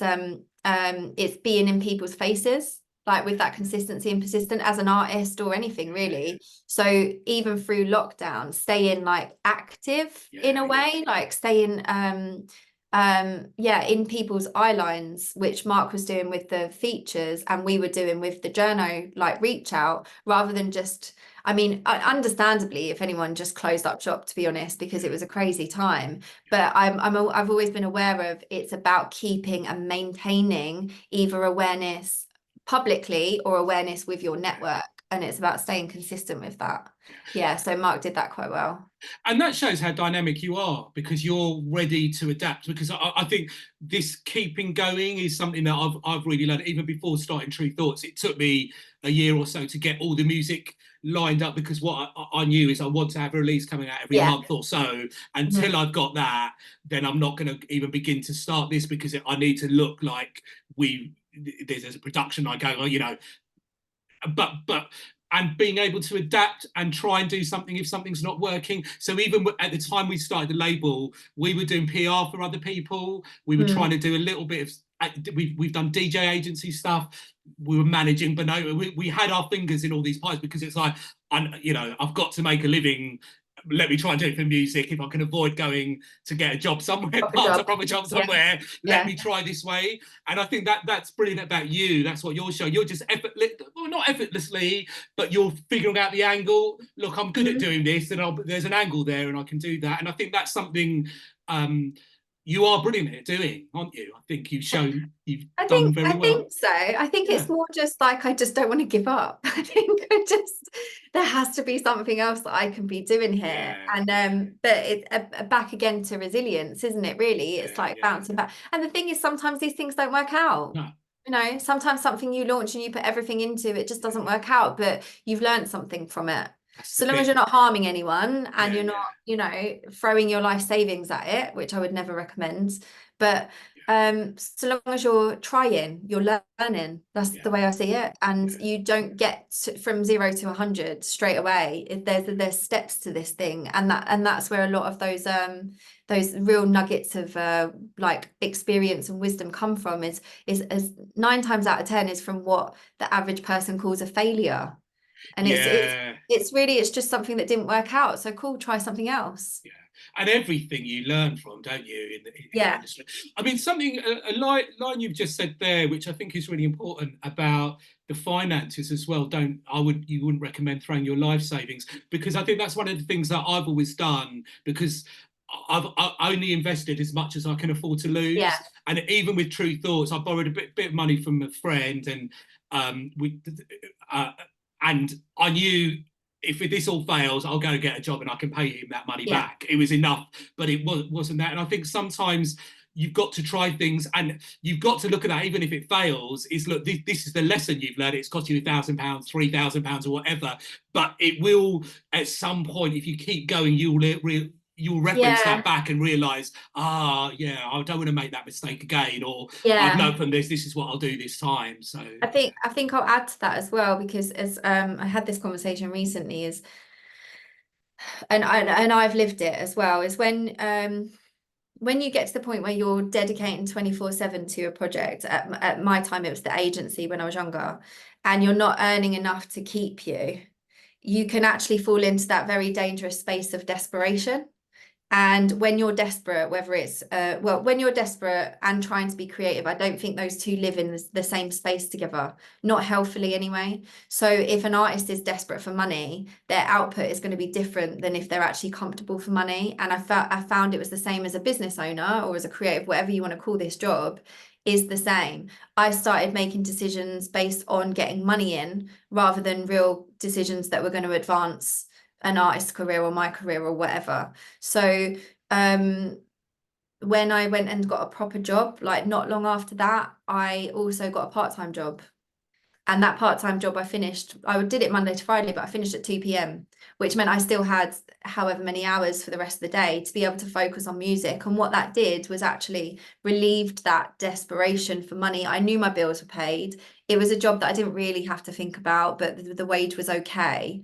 But I know when I left there at 2, right, cool, this is my time now. I can be creative, but I've got the safety to know that my outgoings are covered. So I'm not rushing and making decisions just based on money. Yeah. Because they're never they're rarely the right decisions creatively. Yeah. And it's such good advice. And even now with artists, I'm always saying to them, you know, if they've got, well, if they sign to us and they've got a part-time job, I just said, look, keep the job even while we're doing all of this, Yeah. because you're going to make better. Because what I've seen is those artists who give up their job and then they might be offered a support slot or a remix or something. They're like, this song's terrible, or this artist, it's not good for you. It isn't good for you to remix them, or this support slot won't position you. You're trying to get to a point, because those artists who sometimes have those part-time jobs, or often they just see that I don't think I should do this. I'll wait to get another offer to do this feature or to do this remix. But making that call is really, even for us when we did the label to begin with, we were running club nights, and for me and Paul, that was actually, we never took a penny out of the label. The club nights we were running in Brighton was really our day job, so to speak, night job as well. But it was like every penny was staying within the label, and then we'd start paying staff bits, but our wage came from what we were doing at clubs, and we looked at the club bit. It's like, we've got to keep this going so we can keep the label. And I was grateful when we could stop doing the clubs. Yeah, I could focus on the label as well. So, yeah. I mean, if if you're living at home and everything's paid for, then maybe you can make bigger decisions, like take bigger risks, right? Well, because it's not a risk. You know, you're safe, you're comfortable. I guess it's not even about the money, it's the concept of money and what the concept of money provides you, and that's the stability and the foundation. So and there's no shame in having a job in the music. No, you know, if you're in the music, there isn't. I think most people do, don't they? Or they have support. They've got financial support in one way or the other. As you said, live at home, or their parents can help them out one way or the other. And look, also there's no shame if you've got that ability. If you're, someone is doing that. I don't think you need to be. Yeah. I'm jealous. Like, if they want an extra daughter, like take me on. Yeah, and I think that's a bit. I think we should take that stigma away from the artists who've got that and achieve. And I think sometimes I'll mention with Fred, sometimes he gets people going, oh, he's a rich kid, or this, that, or the other. That really, when I was a student, I used to be a bit like, got to support the work. And I remember my friend called me out. He goes, you're an inverted snob, because you just and he was really right. And he called me. And that was good for me at about 20, 21 to be called out on that. And I'm like, yeah, you're right. I can't just be hating on someone just because they've got money. You shouldn't. And that was a really good learning curve for me. And I think in the industry, I don't think we should be ashamed if you've got connections in the industry. It's all right to say, look, I've got connections, but that's helped me get to there. It doesn't take away from your art. You can still be doing really good stuff. It's weird, isn't it? It's weird, isn't it? Because I've worked in property before, and it's upside down. So I used to, when I started working in that job, I was embarrassed to say where I lived and where I came from, which is a council estate, because they're all very like mid to upper class, mostly mid class, very, wealthy and into designers that I don't even know how to pronounce, let alone know who they are. And I'm from a council estate, and I was quite embarrassed by that. But in music, it's almost like we champion being poor. Like, we're like, no, we're not rich. No, we did not come from. It's strange, isn't it? It's like a very upside down way of like psychologically of approaching it. I noticed that recently. Like, I was convincing someone that I'm not a posh white girl. I come from a council, and then you step back and you're like, it's a bit weird, isn't it, that, Yeah, that yeah, I'm doing that? yeah. And I wonder what kind of, and I think it would be good to understand. Look, there is this thing that with the big part of the music industry that there are people there, but they shouldn't have to be ashamed of where you No. happen to be born. If you like music and you're making a banging tune, it doesn't matter as long as you're doing that and you're being creative. And I think, yeah, I think without putting it, because this is a whole other conversation, Rob, to be honest, I think we could go on for ages with this. I think what it is people with money will generally have a lot more opportunity. yeah, of Like, course, and so someone without money or not being born into money, you do have to kind of you have to kind of strive for that level yeah, of yeah, opportunity unless you're very lucky and it's gifted to you somehow. And it's almost like if you had two incredibly talented musicians and exactly the same level of talent, if you can quantify that, and one's from a well-off background and one isn't, you know, the opportunities the yeah, one from the well-off background is going to have are just naturally going to be better because of access to equipment or opportunity yeah, yeah, or, you know, other people. So I guess that's where the stigma comes from, and it's rooted in jealousy. But also there's nothing that you can do, like you said, like it is. Why would you pull down someone just because they've got more opportunity than you? yeah. That's not fair. They didn't ask to be born into that situation, just like none of us did. I used to think for myself that I would be a bit frustrated because I think, oh, if I had, if my mum was richer, I could have Mm. just borrowed money and I could have started a label a lot earlier. And I could have, even when I started True Thoughts, I was thinking, oh, I'm quite old and I'm doing this and I'm starting.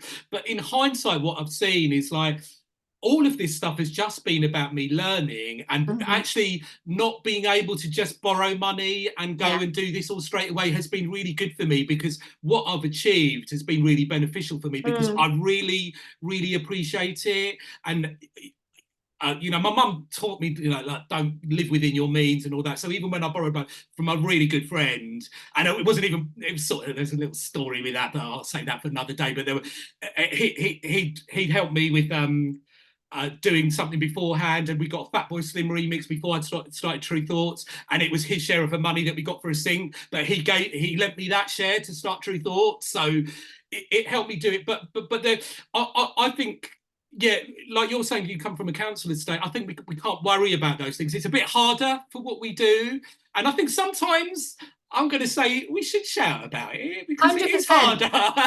Yeah, it's hard. But you know what, Rob? I've realized recently as well is actually the striving has been a real big driving force in doing what I do. Yeah, Because I've known that I didn't want what I had, and I've known that I've always wanted better. And that has really instilled into me the determination and the stubbornness to some points, and like just the sheer drive of making a better, you know, life for myself, but mostly for other people around me as yeah, well. Because the majority of artists I work with do come from a similar background as yeah, what I do. yeah, In fact, a large portion of electronic musicians do. yeah, So it's kind of championing that kind of, you know, underdog, I guess. yeah, It's like just because you didn't have the opportunity, you have as much potential, and we're going to make that happen. yeah, And that's what's made me want to do what I do. yeah. Like it is a kind of desperation, but it's more funneled, you know, Yeah. channeled. Yeah. And these spaces belong to you, don't they? But they belong to everybody, and I think that's Mm. the one thing that's really important to champion. It is a bit tougher, but I think that, and I'm grateful. Even now, even that's why I had to borrow money. But when I started, you had to press up vinyl, you had to press up Yeah. CDs. The barrier to entry was that, where that's gone now. So, the equivalent of me now would be able to start things a lot earlier because you don't need as much money to, and that's brilliant as well. So getting back to you in your journey, so I guess Flowdan, there's the features going on, and then I guess, do we jump to when it all suddenly clicks in? Is this Rumble territory, Yeah. or is that where you jump to Yeah, next? we Or can do. So it was actually Mark's friend Danny Weed, who works at one of the majors, that in 2000, what are we in now? 2024. So like 2018, maybe 2017, Danny Weed says to Mark, oh, there's this producer, he's sick, like get in the studio with him. So he does. And it's Fred before he was Fred again.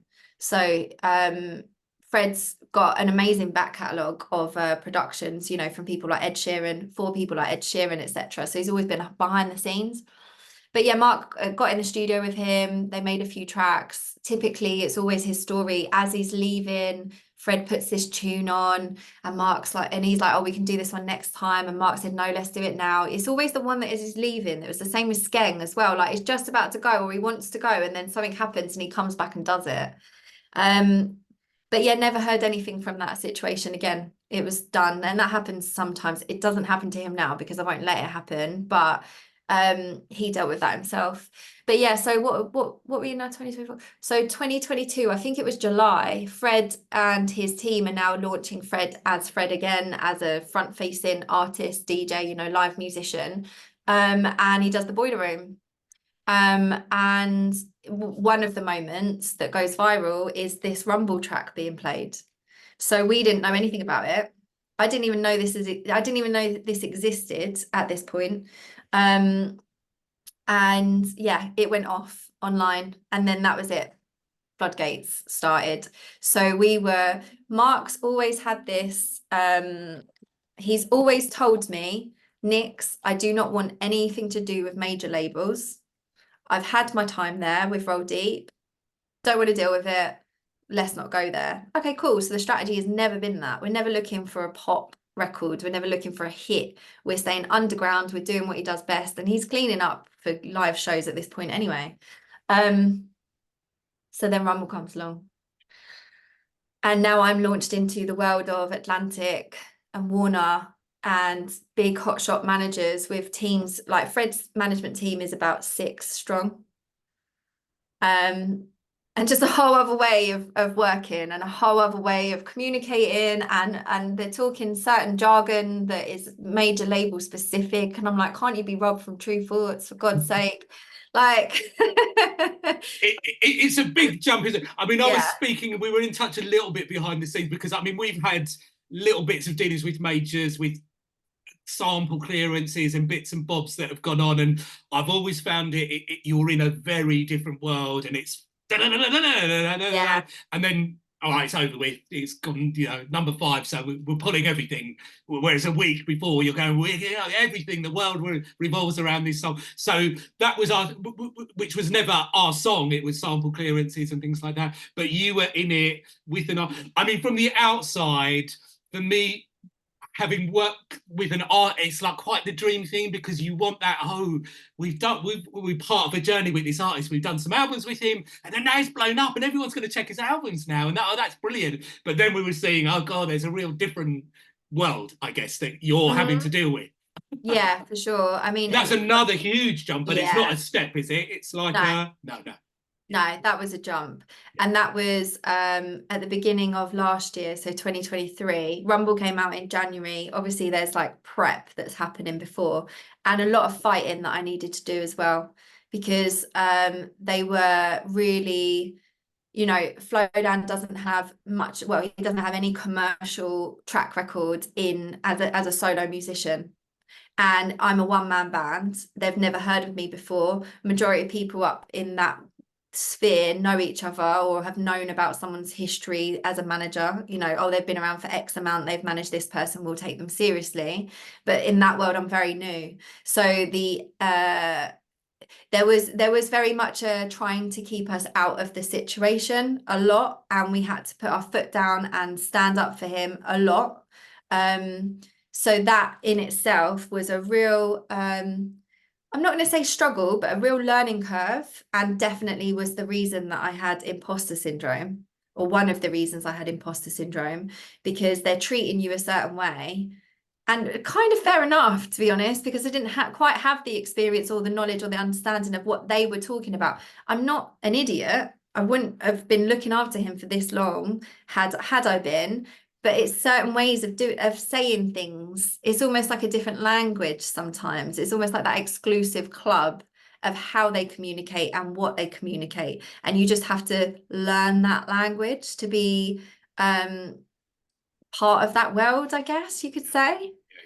So yeah, that was a huge deal, Rob. Like last year was I'd say it was about 3 months of imposter syndrome, not just off the back of Rumble, but also the situations we were thrust into, the feature requests that were coming through, like the caliber of the feature requests that were coming through at this stage now.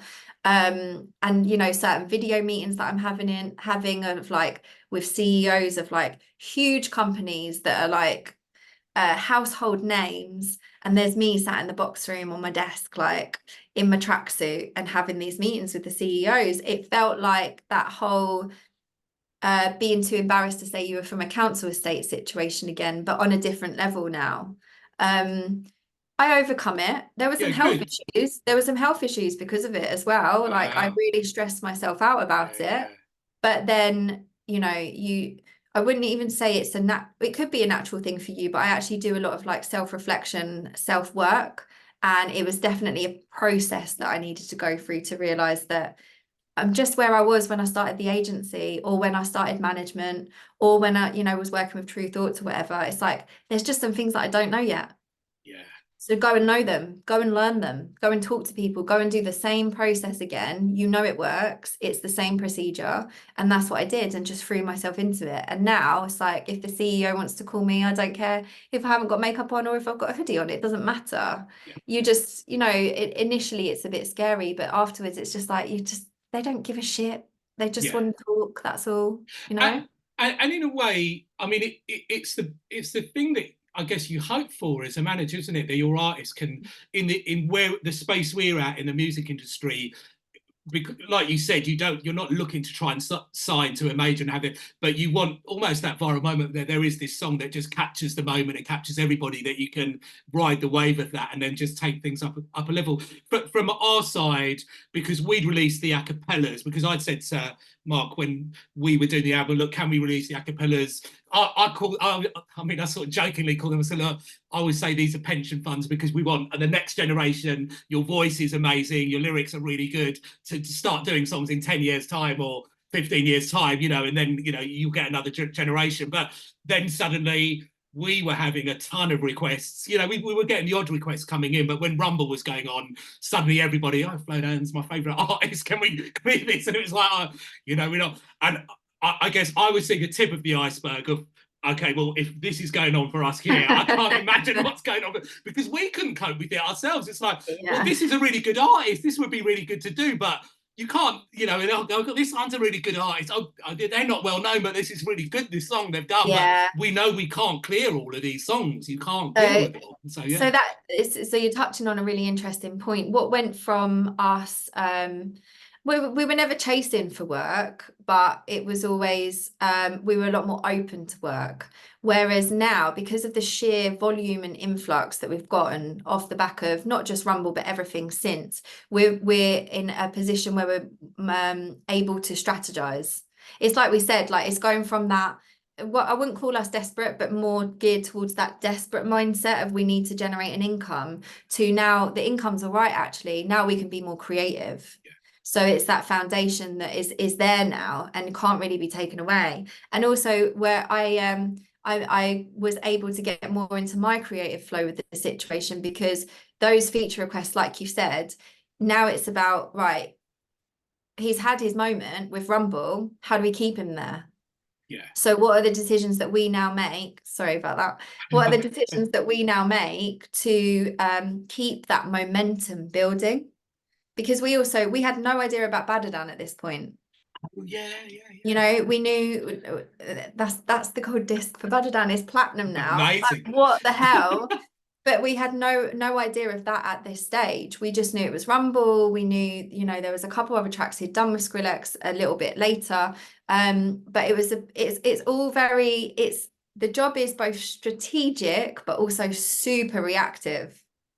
So reactive based on audience responses or the artist changing or whatever. Like, you really have to be able to, like, so to give you an example, Skrillex's album came out in Feb. Rumble was Rumble on it? Yeah, Rumble was on his album. Mark had done a tune with Skrillex like during that period of time between January and February, just because they were making tunes. A week before the album's release, so the week before Skrillex's album's released, he decides that he wants this tune with Flowdan to be added to it.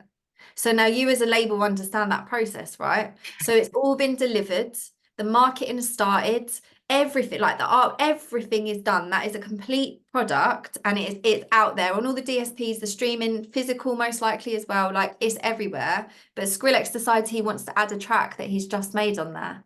And I think it was even less than a week before the release, and they did it.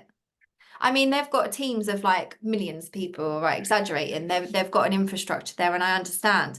But as the manager, and you have to just be you're forced to jump on a treadmill, I guess, yeah, aren't you? yeah, Like, yeah, yeah, yeah, yeah. yeah, yeah, But also, I mean, Skrillex is Skrillex, and Mark is Mark now as yeah, well. yeah, yeah, I mean, certain artists, they may have like, you know, unrealistic demands that you think as a manager, do you know what, that's not going to benefit. Let's look at this together.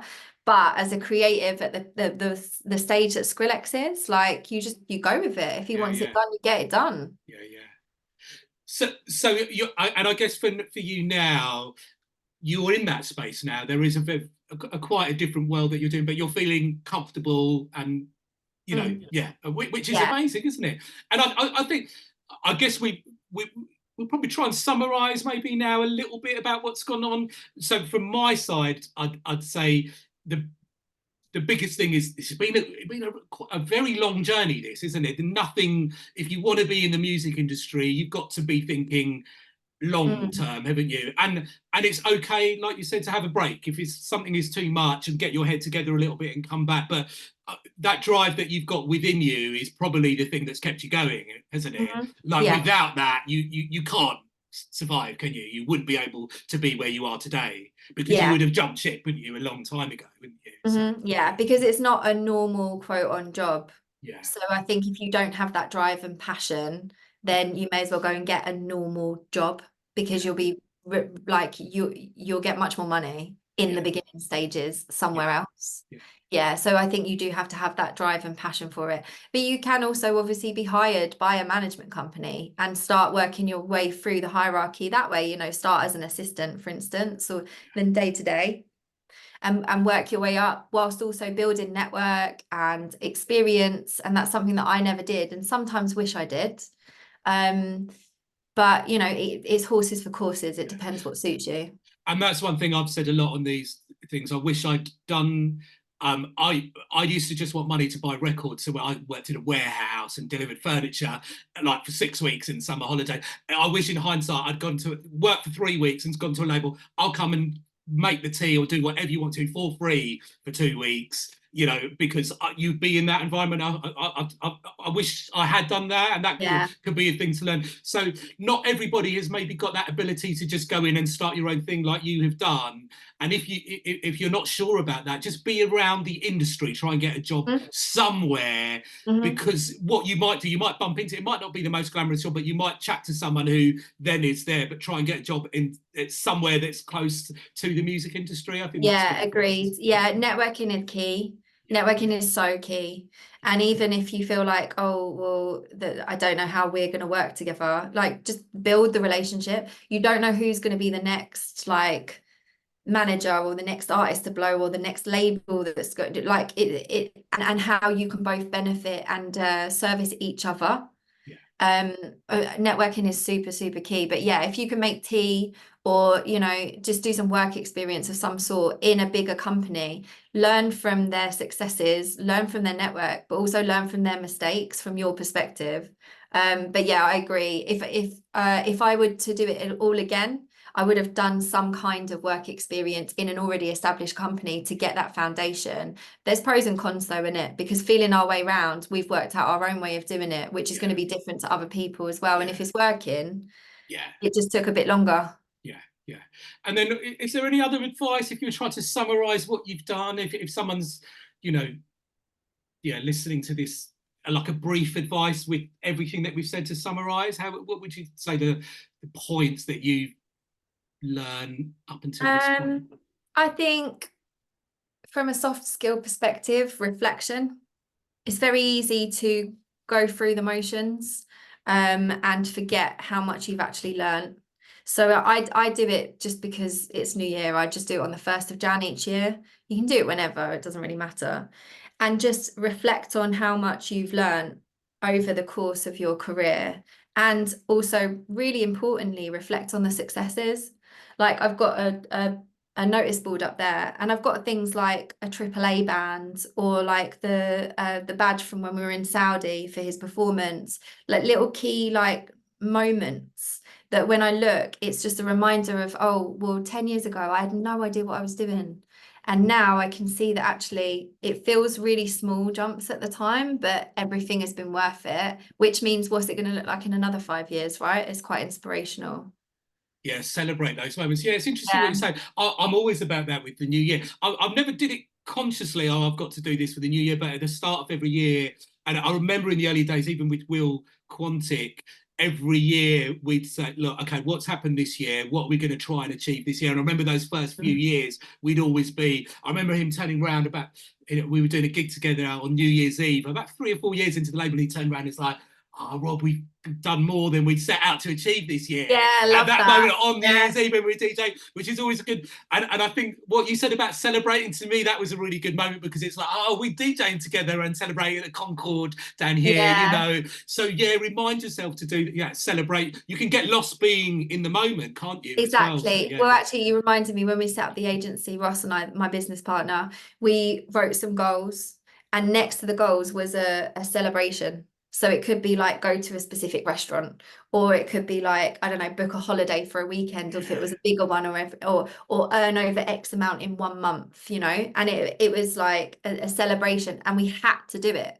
Because as workaholics, which mostly we all are, you'd be like, oh yeah, that's good, and then forget about it. No, make time to actually like take note and celebrate the fact that you have smashed something that you had no idea how to do 5 years ago, and you've done it. It's That's incredible. brilliant. I mean, I write down things all the time, but I never write, celebrate. I'm going to copy that one. Yeah, That is a yeah. brilliant, brilliant You idea. force Yeah, yourself yeah, to, yeah, otherwise yeah, you just kind of like, yeah, Okay. So yeah, I mean, I think your story is really amazing, and I think what you've shown to me is, like, these things are achievable. There's no doors shut in the music industry. But you've got to be brave. Try and nudge those open them yourself. Knock on them, smash them open sometimes. But you can do it, and everybody. I think the other thing that I'd see is, particularly within the industry, someone who's hungry and loves music and ready to work. There are lots of people who want to work with people like that around, aren't there? Wherever they're from, it's, you want to join forces with people like that. And I think that yeah, as soon as you show you can do that, then people are ready to work with you. And sometimes it takes time to prove that to people, but if you've got yeah. that in you and you know it, you can do Mm. it. Yeah. Well, that's it. Like we said, so like when you show someone that you are consistent and persistent, the trust kind of comes with that as well. And also, I'd say the best advice I've ever got is just don't be a dick. Yeah. That's it. Yeah, it's so. I remember that's good way. Someone phrased it to me early on. Is, you've got to be really careful about who you shout at, because lots of people, when you'll have ups and downs in your career, but the ones you shout at won't cushion your fall when you're on the low. But the ones you've Yeah, been all right with, you'll see they'll come and go, oh look, you're all right. Oh look, maybe you could do this, or maybe you could do that. And because you never know, that's someone you shout at. Somebody's in a position of power. But yeah, that is so true. Yeah, don't yeah, be...